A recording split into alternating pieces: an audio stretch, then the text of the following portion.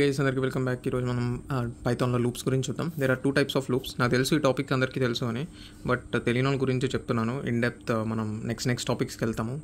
So ప్రస్తుతానికైతే just పేషెన్స్తో ఇది కూడా మళ్ళీ తిరిగి నేర్చుకోండి, మీకు కూడా బ్రష్ అప్ అయినట్టు ఉంటుంది. పాత టాపిక్స్ ఏదో తెలుసు కదా అని వదిలేస్తాను అంటే మీరు పెన్ పెట్టినప్పుడు కానీ బుర్ర పెట్టినప్పుడు కానీ మెయిన్ కోడ్ రాయాల్సిన టైంలో మీకు దెబ్బ పడిపోతుంది. సో బ్రష్ అప్ చేసుకోవడం వల్ల ఉపయోగం ఉంది కానీ నష్టం అయితే లేదు. Okay, so 2 types of loops అని చెప్పాను కదా, వైల్ లూప్ ఒకటి, ఫర్ లూప్ ఒకటి. సో పైథాన్లో వైల్ లూప్ ఎప్పుడు వాడతాం, ఫర్ లూప్ ఎప్పుడు వాడతాం అంటే, వైల్ లూప్ అన్నది నీకు ముందు సింటాక్స్ చూద్దాం ఎట్లుంటాయి రెండు syntax. So while loop syntax ఏంటంటే, వైల్ ఇక్కడ కండిషన్ రాస్తావు, కండిషన్ మనం ఇఫ్కి కండిషన్ రాస్తాం చూసారా బ్రాకెట్లో, సో అట్లా కండిషన్ రాస్తాం, ఈజ్ టు పెడతాం, నీ స్టేట్మెంట్ 1 స్టేట్మెంట్ 2 అట్లా రాసుకుంటాం. లాస్ట్లో వైల్ అయిపోయాక స్టేట్మెంట్ 3. ఓకే, ఫర్ సింటాక్స్ ఎట్లా ఉంటుందంటే, ఫర్ వేరియబుల్ నేమ్, వేరియబుల్ అంటే ఏదో ఒక వేరియబుల్, నువ్వు నీ ఇష్టం వచ్చిన వేరియబుల్ పెట్టుకోవచ్చు. Variable in range of start value, stop value, step value 3 ఉంటాయి. ఈ మూడిట్లో 3 పెట్టాలా అంటే ఇది ఆప్షనల్, మధ్యలో మాత్రం స్టాప్ వాల్యూ మాత్రం పక్క పెట్టాలి. ఓకే, దీని గురించి డిస్కస్ చూద్దాం. ఫస్ట్ నేను సింటాక్స్ రాస్తున్నాను, ఇన్ డీటెయిల్ చూద్దాము. సో ఫస్ట్ సింటాక్స్ అయితే రాస్తున్నాను, statement 1, statement 2, statement 3. Okay, so ఈ వైల్ లూప్లో కండిషన్ చూడడానికి ఎట్లా ఉంది, ఇఫ్ లాగే ఉంది కదా. ఇఫ్ కండిషన్, ఒకవేళ కండిషన్ ట్రూ అయితే లోపలికి వెళ్ళడం, లేకపోతే బయటకు వచ్చేయడం, అట్లా ఉంది కదా. మరి ఏంటి డిఫరెన్స్ అంటే, వైల్ లూప్ ఏంటి అంటే, ఈ కండిషన్ ట్రూ అయితే ఉంటుంది లోపల, ఇది ఎగ్జిక్యూట్ అవుతుంది, ఇది ఎగ్జిక్యూట్ అవుతుంది, తర్వాత మళ్ళీ ఈ కండిషన్ చెక్ చేస్తుంది, రిపిటేటివ్ అనమాట లూప్. ఫర్ లూప్ కూడా అంతే, ఇక్కడ స్టార్ట్ వాల్యూ దగ్గర స్టార్ట్ అవుతుంది. అంటే రేంజ్ ఫంక్షన్ ఏంటో చూద్దాం ఫస్ట్. ఈ ఫర్ లూప్ గురించి మాట్లాడుతున్నప్పుడు రేంజ్, ఓకే వైల్ అర్థమైంది, ఫర్ వైపు వెళ్ళాను ఇప్పుడు. సో ఫర్ మాట్లాడాలంటే ఫస్ట్ రేంజ్ మాట్లాడాలి. రేంజ్ అన్న ఫంక్షన్ ఉంటుంది. సో ఆ ఫంక్షన్ ఎట్లా ఉంటుందంటే, start value, stop value, step value. అంటే ఇది ఇంక్రిమెంటర్, ఇది స్టార్టింగ్ పాయింట్, ఇది ఎండింగ్ పాయింట్. సో ఇక్కడ నేను రేంజ్ ఆఫ్ 0,5 స్టెప్ 1 అని రాశానంటే ఏమవుతుందంటే, స్టార్టింగ్ 0 నుంచి ఒక్కొక్కటి ఇంక్రిమెంట్ చేసుకుంటూ 5 దాకా వెళ్ళు అని. అంటే వాల్యూస్ 0, 1, 2, 3, 4, 5 రాదు. ఓకే, పైథాన్లో ఇది ఎంత, ఈ స్టాప్ వాల్యూ కంటే ఒకటి ముందు దగ్గర ఆగిపోతుంది అనమాట. అది గుర్తుపెట్టుకోండి, ఇది మెయిన్. ఎప్పుడైనా ప్రోగ్రామ్ రాసినప్పుడు మీకు ఇది హెల్ప్ అవుతూ ఉంటుంది. ఇది తప్పు రాశారు అంటే ఇంకో కౌంట్ ఎక్స్ట్రా పెరిగిపోతుంది ఇక్కడ. ఓకే, సో ఇది ఎందుకు వాడాలి, రేంజ్ అన్నది ఎందుకు వాడాలి, అట్లానే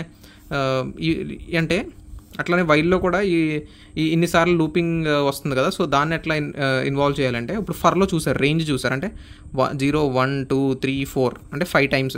సో ఈ లూప్ ఎన్నిసార్లు తిరుగుతుంది, 0 వచ్చినప్పుడు ఒకసారి తిరుగుతుంది, 1 వచ్చినప్పుడు ఒకసారి తిరుగుతుంది. అంటే ఫస్ట్ టైం లూప్ స్టార్ట్ అయినప్పుడు వాల్యూ అంతా 0 ఉంటుంది అనమాట. ఓకే, సో లూప్ అయిపోతుంది. సెకండ్ టైం 1 ఉంటుంది వాల్యూ. దేని వాల్యూ, వేర్కి ఇవ్వబోయే వాల్యూ. అంటే ఇప్పుడు రేంజ్ ఆఫ్ నేను 0,5,1 అని రాశాను అనుకోండి ఇక్కడ.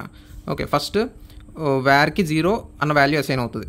ఓకే, ఈ స్టేట్మెంట్స్ అన్నీ ఆ వాల్యూతో ఎగ్జిక్యూట్ అవుతాయి. మళ్ళీ లూపింగ్ ఈ ఎండ్కి వచ్చేసరికి మళ్ళీ పైకి, అప్పుడు వేర్ ఒకటి ఇంక్రిమెంట్ అవుతుంది, అంటే 1 కదా నెక్స్ట్. సో ఇది 1 అవుతుంది. సేమ్ అట్లానే ఇదంతా ఎగ్జిక్యూట్ అయ్యి 1 వాల్యూతో నెక్స్ట్ వేర్ 2 అవుతుంది. ఓకే, నెక్స్ట్ 3 అవుతుంది, నెక్స్ట్ 4 అవుతుంది. అక్కడ 4 దగ్గర దీనికి బ్రేక్ పడిపోద్ది అనమాట, ఎందుకంటే 0,5,1 పెట్టావు కాబట్టి. సో ఇట్లా ఇంత పెద్దగా రాయాలా నేను అంటే, ఒక సింపుల్గా ఉంది, రేంజ్ ఆఫ్ 5 ఇట్లా రాసిన ఒకటే అనమాట. ఎందుకంటే ఇది ఆప్షనల్ అని చెప్పాను కదా. ఆప్షనల్ అంటే ఇది 0 అని నువ్వు ఎప్పుడైనా పెట్టినా, అసలు ఏం పెట్టకపోయినా 0 నుంచి స్టార్ట్ అవుతుంది. ఓకే, అందుకు నేను ఎట్లయినా 0 నుంచే నాకు బిగిన్ అవ్వాలి కాబట్టి నేను ఏం పెట్టలేదు. ఇది కూడా అంతే, నువ్వేం పెట్టినా 1 అని పెట్టకపోయినా 1తో ఇంక్రిమెంట్ అవుతుంది. ఓకే, సో నువ్వు ఈ స్పెసిఫిక్గా ఎప్పుడు మెన్షన్ చేయాలి అంటే, other than 0, other than 1 increment, other than 0 as the starting point, other than 1 as the increment ఉంటే అప్పుడు ఎట్లా అంటే, రేంజ్ ఆఫ్ 1,5, 2 అంటే ఏంటి, 1 నుంచి స్టార్ట్ అవ్వు. ఇది పక్క ఇప్పుడు నువ్వు మెన్షన్ చేయాలి, ఎందుకంటే ఇది మెన్షన్ చేయలేదు అనుకో 0 నుంచి స్టార్టింగ్ తీసుకుంటారు కదా మరి. సో 1 నుంచి స్టార్ట్ అవ్వు, 2 ఇంక్రిమెంట్ అవ్వు అంటున్నావు. అంటే 1 తర్వాత ఏంటి, 2, 3. సో 1 తర్వాత 3, తర్వాత 3 తర్వాత 2 ఇంక్రిమెంట్ అవ్వు, 4, 5 మరి ఎండింగ్లో ఉంది కదా. అంటే ఇక్కడ ఉన్న వాల్యూ కంటే ఒకటి తక్కువ వరకే కౌంట్ చేస్తుందని చెప్పాను కదా. సో 1, 3 మాత్రమే వస్తుంది, 5 రాదు. ఓకే, సో అట్లానే రివర్స్ చూద్దాం ఒకసారి. రివర్స్లో కూడా రాయొచ్చు అనమాట. ఎట్లా అంటే, స్టార్టింగ్ పాయింట్ 5, ఎండింగ్ పాయింట్ 0, -1 అంటే ఒకటి తగ్గుకుంటూ వస్తుంది. 5, 4, 3, 2 1 వస్తుంది, 0 వస్తుందా రాదు, ఎందుకంటే దీనికంటే ఒకటి ముందుతో అయిపోతుంది అనమాట పైథాన్లో. ఓకే, ఇది కూడా అంతే, రేంజ్ ఆఫ్ అని రాయాలి. సో ఇది రేంజ్ గురించి, ఇంతవరకు తెలుసుకుంటే చాలు రేంజ్ గురించి. సో ఈ లూప్ని ఎలా తిప్పాలి అన్నదానికి నీకు ఈ రేంజ్ ఫంక్షన్ హెల్ప్ అవుతుంది అనమాట. ఇప్పుడు ఈ రేంజ్లో వాల్యూస్ చూసారు కదా ప్రతిసారి, అంటే ఇప్పుడు 1, 5, 2 పెడితే ఈ 2 వాల్యూస్ ఉన్నట్టు, ఇట్లా పెడితే ఈ వాల్యూస్ ఉన్నట్టు. సో ఒక్కొక్కసారి ఈ లూప్ స్టార్ట్ అయినప్పుడు, లూప్ అంటే ఏంటి, తిరగడం, ఒక్కొక్కసారి తిరగడం. సో ఫస్ట్ టైం వచ్చినప్పుడు ఈ నువ్వు పెట్టిన రేంజ్ ఫంక్షన్ బట్టి, ఓకే, నువ్వు పెట్టిన రేంజ్ ఫంక్షన్ బట్టి ఫస్ట్ టైం వచ్చినప్పుడు ఒక లూపింగ్ వాల్యూ తీసుకుంటుంది. ఓకే, సెకండ్ టైం వచ్చినప్పుడు ఇంకో లూపింగ్ వాల్యూ తీసుకుంటుంది, థర్డ్ టైం వచ్చినప్పుడు ఇంకో లూపింగ్. అవన్నీ ఎవరికి అసైన్ చేసి ఉంచుకుంటుంది, వేర్ అన్న ఒక వేరియబుల్కి.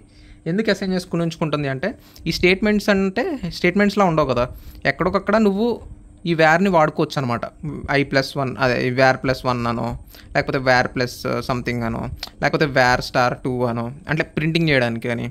అట్లా ఈ వేరియబుల్ వాల్యూని ఎక్కడైనా వాడుకోనికి. ఇది మనం ఎగ్జాంపుల్స్ చూస్తూ మాట్లాడితే మీకు బాగా అర్థమవుతుంది, అది నేను చేస్తాను ఎగ్జాంపుల్స్తో ఒక హ్యాండ్స్ ఆన్ వీడియో.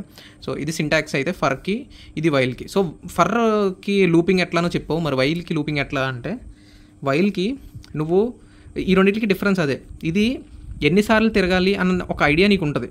అంటే ఇప్పుడు ఒక 10 సార్లు తిరగాలి అనుకో, 0 నుంచి 11 పెడతావు, లేకపోతే 0 నుంచి 10 పెడతావు, 10 సార్లు తిరిగేస్తుంది. అంటే నీకు ఒక లిమిట్ తెలిస్తే ఇది వాడతావు.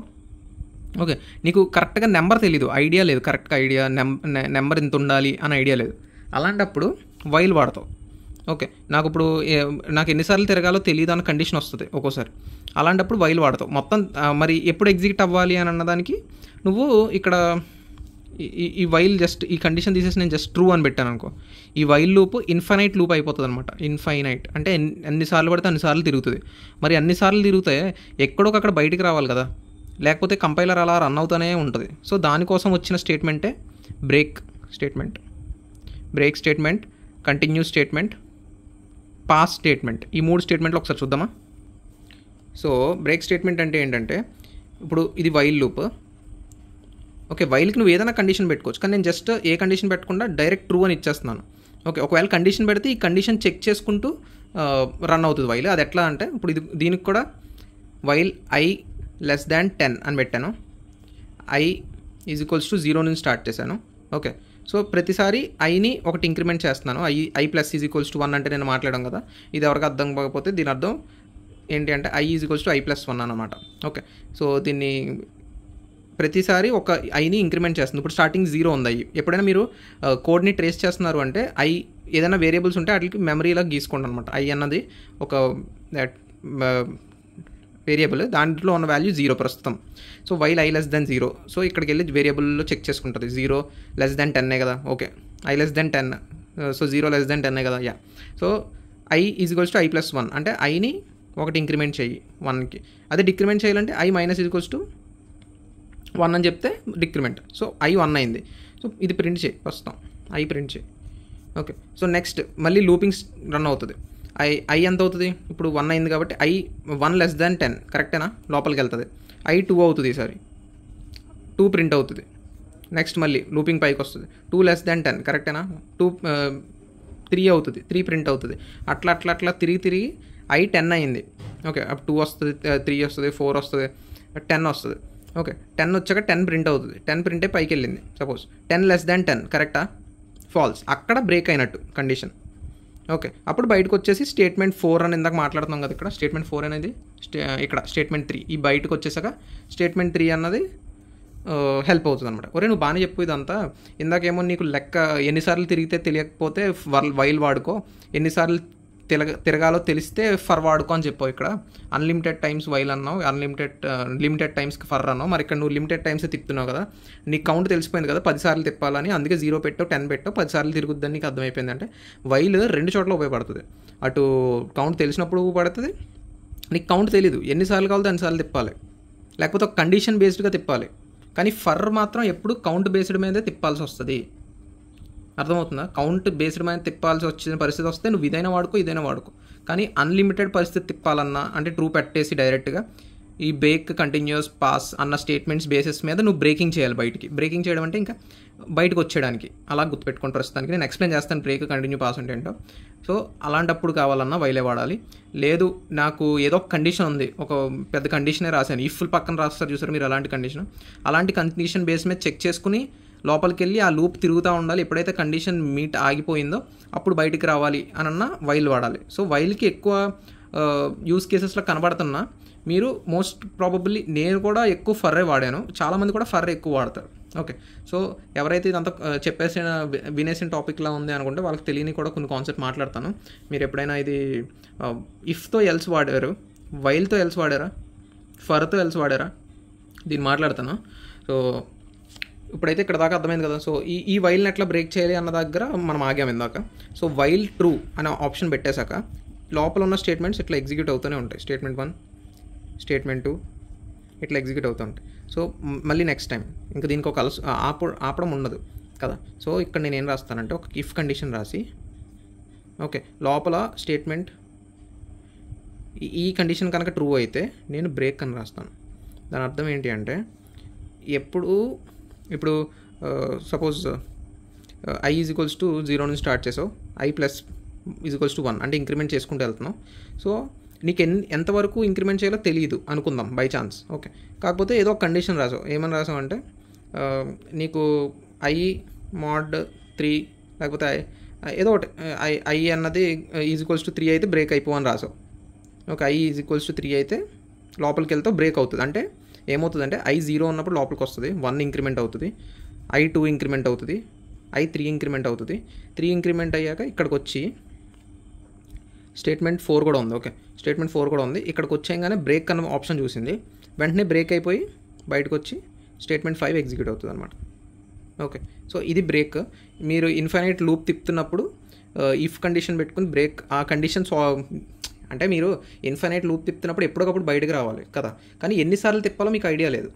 కాకపోతే ఆ కండిషన్ మీట్ అయినప్పుడు బయటకు వచ్చేయాలని మీకు అర్థమైంది. అప్పుడు మీరు ఇక్కడ పెట్టుకోవచ్చు అనమాట if loop. Okay, if loop పెట్టి బ్రేక్ కొడితే ఆ కండిషన్ మీట్ అవ్వగానే నెక్స్ట్ స్టేట్మెంట్స్ ఏమీ ఎగ్జిక్యూట్ చేయకుండా బయటకు వస్తుంది. ఓకే, సో అట్లానే పాస్ అంటే ఏంటి అంటే, పాస్ మాట్లాడే ముందు మనం కంటిన్యూ మాట్లాడదాం. కంటిన్యూ ఏంటి అంటే జస్ట్ ఇప్పుడు ఇక్కడ కంటిన్యూ రాసాం అనుకో బ్రేక్ బదులు. సో ఈ కండిషన్ మీట్ అయినప్పుడు ఈ కింద ఇంకా నెక్స్ట్ ఇంకేమున్నా ఈ వైల్ లూప్ లోపలన ఇంకే స్టేట్మెంట్స్ ఉన్నా అవి ఎగ్జిక్యూట్ చేయకు, నెక్స్ట్ ఇటరేషన్కి వెళ్ళిపో. అర్థమైందా? సో బ్రేక్ రాస్తే బ్రేక్ అయ్యి బయటకు వచ్చేస్తుంది ఇవేం ఎగ్జిక్యూట్ అవ్వకుండా. కంటిన్యూ రాస్తే కింద ఏం ఎగ్జిక్యూట్ అవ్వకుండా నెక్స్ట్ ఇటరేషన్కి వెళ్ళిపోతుంది. అంటే 3 వచ్చాక కంటిన్యూ రాసావు కదా, సో కంటిన్యూ రాసావు అంటే స్టేట్మెంట్ 4 ఎగ్జిక్యూట్ అవ్వదు, డైరెక్ట్ పైకి వెళ్ళిపోయి i ఈజ్ ఈక్వల్స్ టు 4 కింద అప్డేట్ అయిపోతుంది అనమాట. 4 అప్డేట్ అయిపోయి కిందకి నెక్స్ట్ 4కి వచ్చేస్తుంది. 4 రిలేటెడ్ స్టేట్మెంట్స్ అన్నీ ఎగ్జిక్యూట్ అవుతూ వస్తాయి అనమాట. అర్థమైందా? సో బ్రేక్కి కంటిన్యూస్కి డిఫరెన్స్ అది. కంటిన్యూస్ కాదు, కంటిన్యూ. నెక్స్ట్ పాస్ అంటే ఏం లేదు, జస్ట్ ఫర్ ఈ నేను చెప్పబోయే బ్రేక్ కానీ కంటిన్యూ కానీ పాస్ కానీ ఏదైనా నువ్వు ఫర్లో వాడచ్చు, వైల్లో వాడచ్చు, ఎల్స్లో, నీ కోడ్లో నువ్వు ఎక్కడైనా వాడుకోవచ్చు. ఓకే, సో ఈ పాస్ అన్నది ఎందుకు వాడతారు, ఎక్కడ వాడతారు అంటే for i in range of 5 అంటే ఏంటి దాని అర్థం, నేను చెప్పిన దాని ప్రకారం 0 1 2 3 4 ఈ రన్ అవుతాయని. అవునా? సో పాస్ పెట్టాను అనుకోండి, ఏమవుతుంది అంటే జస్ట్ ఎంటీ అనమాట. ఎంటీ, ఏమీ అవసరం లేకుండా జస్ట్ లూప్ని పాస్ చెయ్యి సింపుల్గా, సరదా ఏంట్రా, సరదా ఎందుకు అని అంటే కొన్ని చోట్ల నువ్వు అవుట్పుట్ రావడాన్ని డిలే చేయాల్సిన పరిస్థితి వస్తుంది. అంటే ఫాస్ట్గా ఎగ్జిక్యూట్ అవ్వకుండా అవుట్పుట్ కొంచెం చిన్న లేటెన్సీ పెట్టి అవుట్పుట్ తెప్పించాల్సిన పరిస్థితి వస్తుంది. అప్పుడు ఇలాంటి ఎంటీ లూప్స్ తిప్పావంటే కొంచెం టైం కన్జంప్షన్ జరుగుతుంది. ఓకే, అలాంటప్పుడు ఈ పాస్ స్టేట్మెంట్స్ ఉపయోగపడతాయి. ఓకే, సో ఇప్పుడు మీకు కంటిన్యూ అంటే తెలిసింది, పాస్ అంటే తెలిసింది, బ్రేక్ అంటే తెలిసింది. సో ఇప్పుడు నేను మాట్లాడబోయేది మీరు వైల్తో ఎల్స్ చూసారా? ఇందాక నేను మాట్లాడుతున్నాను కదా, వైల్తో ఎల్స్ ఏంట్రా అంటున్నావా? సో వైల్ ఇక్కడ కండిషన్ పెడతావు. సో పెద్దగా రాద్దాం, వైల్ కండిషన్ పెట్టావు. సో ఇది మీట్ అవుతే లోపలికి వెళ్ళి స్టేట్మెంట్ 1, స్టేట్మెంట్ 2, స్టేట్మెంట్ 3 ఎగ్జిక్యూట్ అవుతాయి. ఒకవేళ ఈ కండిషన్ ఫెయిల్ అవుతే స్టేట్మెంట్ 4 ఎగ్జిక్యూట్ అవుతుంది. ఓకే, సో దీని అర్థం ఏంటి అంటే ఇప్పుడు ఎల్స్ పెడితే ఏమవుతుంది అంటే, నేను ఇప్పుడు ఇక్కడ ఎల్స్ పెడుతున్నాను, ఇది ఇట్లానే రాద్దాం. ఇక్కడ సేమ్ ఇదే రాస్తున్నాను కదా. So statement 1, statement 2, statement 3, else statement 4. So ఈ రెండింటికి తేడా ఎలా తెలుస్తుంది మీకు చూడండి. ఇప్పుడు ఈ కండిషన్ ట్రూ అయినంతసేపు లోపల ఉండి స్టేట్మెంట్ 1, స్టేట్మెంట్ 2, స్టేట్మెంట్ 3 రన్ అవుతుంది. ఎప్పుడైతే ఈ కండిషన్ ఫాల్స్ అయిందో ఇక్కడికి వస్తుంది డైరెక్ట్గా. ఇప్పుడు ఇక్కడ చూడండి, ఈ కండిషన్ ట్రూ అయినంతసేపు ఈ స్టేట్మెంట్ 1, స్టేట్మెంట్ 2, స్టేట్మెంట్ 3 రన్ అవుతుంది. ఎప్పుడైతే ఈ కండిషన్ ఫాల్స్ అయిందో ఈ ఎల్స్ ఎగ్జిక్యూట్ అవుతుంది. రెండు సేమే కదా. నువ్వు మళ్ళీ ఎల్స్ పెట్టి ఏంటి కొత్తది నేర్పిస్తాను ఏదేదో అన్నావు ఏంటి అంటున్నావా? అలా కాదు, కొత్తదే ఇది చూడండి. సో ఇప్పుడు ఈ ఎల్స్ ఎప్పుడు ఎగ్జిక్యూట్ అవుతుంది? ఈ కండిషన్ రాంగ్ ఫాల్స్ అయినప్పుడు అంతేగాని, అంటే ఈ కండిషన్ ఫాల్స్ అయితే లూప్ నుంచి ఎగ్జిట్ అవుతాం, అవునా? అలా కాకుండా ఈ కండిషన్ ఫాల్స్ అవ్వకుండా ఇంకొక విధానం ఉంది లూప్ నుంచి ఎగ్జిట్ అవ్వడానికి. ఏంటది? ఇందాకే మాట్లాడా, బ్రేక్. సో ఈ కండిషన్ ఫాల్స్ అవ్వకపోయినా కండిషన్ ట్రూ అయింది, statement 1, statement 2, statement 3, if condition break. ఈ కండిషన్ సెట్ అయింది, ట్రూ అయింది, సో బ్రేక్ అయింది. బ్రేక్ అయితే ఇక్కడ ఎల్స్లో స్టేట్మెంట్ 4 ఉంది, బయట ఎల్స్ దాటేసాక స్టేట్మెంట్ 5 ఉంది. ఇప్పుడు ఏమవుతుంది అంటే, సో ఈ వైల్ లూప్ కండిషన్ ఎప్పుడైతే ఫెయిల్ అయితేనే ఈ ఎల్స్లో ఉన్న స్టేట్ 4 ఎగ్జిక్యూట్ అవుతుంది, స్టేట్మెంట్ 4. అంతేగాని ఇప్పుడు ఈ బ్రేక్ కండిషన్ వల్ల ఈ వైల్ లూప్ బ్రేక్ అయింది అంటే ఇది ఫెయిల్ అయినట్టు కాదు. ఓకే, ఇది సక్సెస్ అయింది. స్టేట్మెంట్ 1, స్టేట్మెంట్ 2, స్టేట్మెంట్ 3 రన్ అయినాయి. ఈ ఇఫ్ కండిషన్ సక్సెస్ అయింది, అందుకని ఇది సక్సెస్ అయింది. అందుకనే స్టేట్మెంట్ 1, స్టేట్మెంట్ 2, స్టేట్మెంట్ 3 రన్ అయినాయి. సో ఇక్కడ ఇఫ్ కండిషన్ సక్సెస్ అయింది, అందుకు బ్రేక్ అయిపోయింది లూప్. బ్రేక్ అయిపోతే ఈ ఎల్స్ అన్నది ఎగ్జిక్యూట్ అవ్వదు. అదే నువ్వు ఎల్స్ కాకుండా మామూలుగా రాసావంటే statement 1, statement 2, statement 3, if break, బయట జస్ట్ స్టేట్మెంట్ 4 అని రాసావంటే ఈ కండిషన్ సక్సెస్ అయింది, S1, S2, S3 రన్ అయినాయి, ఇది సక్సెస్ అయింది, అందుకు బ్రేక్ అయింది. సో స్టేట్మెంట్ 4 కూడా రన్ అయిపోతుంది. డిఫరెన్స్ తెలుస్తుందా? ఇలా రాయడం వల్ల స్టేట్మెంట్ 4 రన్ అవ్వదు, ఇలా రాయడం వల్ల స్టేట్మెంట్ 4 రన్ అవుతుంది. నెక్స్ట్ ఎల్లోనే స్టేట్మెంట్ 5 రన్ అవుతుంది, ఇక్కడ కూడా నెక్స్ట్ స్టేట్మెంట్ 5 అంటే స్టేట్మెంట్ 5 రన్ అవుతుంది. సో దాని అర్థం ఏంటి అంటే, ఇక్కడ వైల్ని ఎల్స్తో వాడడం వల్ల బ్రేక్ స్టేట్మెంట్ పెట్టినప్పుడు ఆ డిఫరెన్స్ తెలుస్తుంది మీకు. సేమ్ అట్లానే ఫర్ పెట్టినప్పుడు కూడా బ్రేక్ స్టేట్మెంట్ పెడితే ఈ ఎల్స్కి ఉన్న ఉపయోగం తెలుస్తుంది. సో ఇది వైల్ ఎల్స్, ఇఫ్ ఎల్స్ ఎట్లానో వైల్కి ఎల్స్కి ఉన్న సంబంధం ఇది. ఇట్లానే రాయొచ్చు అనమాట. ఇఫ్ లేకుండా బతుకుతుంది ఈ ఎల్స్, అట్లనే ఫర్ ఎల్స్ రాయొచ్చు. ఓకే, సో ఎవడైనా అడిగితే చెప్పండి అనమాట, ఇది కొత్తది నేను నేర్చుకున్నానని. సో ఇంత ఎన్ఆర్ బాగానే ఉంది. ఒక క్వశ్చన్ వేద్దాము. ఏంటి అంటే, ఒక నెంబర్ ఉంది 1 2 3 4 5. సో ఈ నెంబర్ నాకు రివర్స్లో కావాలి, ఎలా చేస్తారు? ఈ నెంబర్ నాకు రివర్స్లో కావాలి, ఎలా చేస్తారు? సో ఎలా చేయొచ్చు అంటే, n = n by 10. అంటే ఫ్లోర్ అనేది ఫ్లోర్ డివిజన్. అంటే ఏమవుద్ది? ప్రతిసారి ఒక్కొక్క లాస్ట్ డిజిట్ తెగిపోతూ ఉంటుంది, అవునా? r = r mod 10 ఏమవుతుంది? సారీ, n mod 10 ఏమవుతుంది? mod 10 అంటే లాస్ట్ డిజిట్ బయటకు వస్తుంది. ఎలా చెప్తాను చూడండి. 1 2 3 4 5 by 10 అంటే ఏంటి? 1 2 3 4 0.5 కాబట్టి 0.5 లెక్కలోకి రావు కాబట్టి ఇది వస్తుంది ఫస్ట్. అట్లానే r = n mod 10. n ఎంత? ఇప్పుడు ఇది ముందు రాయాలి మనం యాక్చువల్గా అయితే. r = n mod 10 ఫస్ట్ రాయాలి, n = n by 10 సెకండ్ రాయాలి. So first r = n mod 10. r ఎట్లా వస్తుంది? n mod 10 అంటే 1 2 3 4 5 by 10, 5 డివైడెడ్ బై అదే మాడ్యులస్ బై 10 అంటే అవుట్పుట్ 5 రిమైండర్. ఓకే, బయటకు 5 స్టోర్ అవుతుంది ఆర్లో. ఇది n ఎంతకు మారుతుంది? 1 2 3 4కి మారుతుంది, ఇక్కడ పైన చూసినట్టు. ఓకే, సో బయట ఒక డిజిట్ని బయటకు లాగుతున్నాం, నెక్స్ట్ ప్రాసెస్లో కాబోయే అవసరమయ్యే ఎన్ని స్టోర్ చేసుకుంటున్నాం. అర్థమవుతుందా? సో ఫస్ట్ 1 2 3 4 5లోంచి 5 బయటికి లాగుతున్నాం, 1 2 3 4ని స్టోర్ చేస్తున్నాం, మళ్ళీ నెక్స్ట్ లూప్లో ఇటరేషన్లో వాడుకోనికి. మళ్ళీ ఇప్పుడు నెక్స్ట్ లూప్లో ఇటరేషన్లో సేమ్ ఈ ఎన్ని బై 10 చేస్తే ఇదేమవుద్ది? 1 2 3 4 అవుతుంది. మాడ్యులస్ 10 చేస్తే 4 బయటకు వస్తుంది. ఓకే, 4 స్టోర్ చేస్తున్నాం. సో అట్లా ఏం చేస్తాం అంటే, ఫస్ట్ 5 వచ్చింది బయటికి, నెక్స్ట్ 4 వచ్చింది, నెక్స్ట్ 3 వస్తుంది, 2 వస్తుంది, 1 వస్తుంది, రివర్స్ అయిందా నెంబర్? సో ఇది లాజిక్. ఇది ఒకసారి మీరు మీ అంతటా ఆలోచించి చెప్పండి ఎట్లా చేయాలన్నది. ఎవరికైతే లేదు అవ్వలేదు అంటే ఒకసారి హ్యాండ్స్ ఆన్ చూడండి, నేను అక్కడ చేస్తాను, దాన్ని బట్టి మీకు కూడా ఒక ఐడియా వస్తుంది. Okay, that should be all for today guys. Thank you for your lovely time. By.